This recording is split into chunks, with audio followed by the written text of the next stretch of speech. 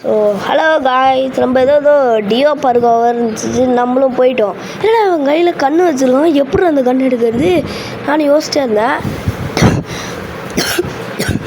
இந்த இடத்துல இவன் வந்து ரொம்ப ஃப்ரெண்ட்ஷிப்பாக தான் இருந்தான், நல்லா வந்தான். இவன் ஏமாற்றிட்டு விட்டுட்டு போகல, என்னை கூப்பிட்டான். ஃபஸ்ட்டு இதை பாருங்கள், எனக்கு தெரியும், குத்தி கூப்பிட்டான்.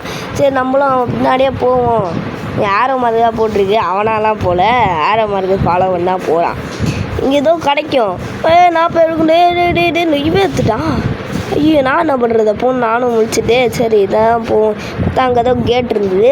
சரி அந்த கேட்டு சாவி தான் போல அதுன்னு நினச்சேன். திறந்துட்டு ஆச்சு தெரில, ஜாம்பிஸை கில் பண்ணால் தான் வந்து இந்த டோர் திறக்குமா. அடிக்கிறான். ஐயோ, நான் என்ன பண்ணுறது தெரியல, ஃபிஸ்ட்லேயே முடியணும். இவன் கன் எடுத்து அடித்தான்.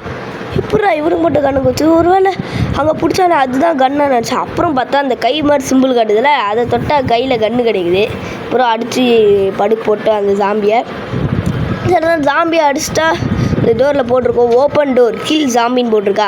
சரி அதான் ஜாம்பி கில் பண்ணிட்டோம். இன்னும் என்னென்னா சரி நம்மளும் வந்து கதவு உடைப்போம், ஃப்ரெண்டும் உடைக்கிறான்னு சொல்லி உடச்சா எதுவுமே ஆகலை. ஐயக்கு என்னடா அது. சரி நம்ம அதை கட் பண்ணிட்டோம். அதில் வந்து ஒரே ஒரு ஜாம்பி இருக்குது, அது ரொம்ப கஷ்டம் அந்த ஜாம்பி. அப்புறம் அதை அடித்து போட்டு படுக்க வச்சிட்டோம். அது பூமிக்குள்ளே போய் வருது. இது இன்னொன்று என்னன்னா லாபம் ரொம்ப கஷ்டம்.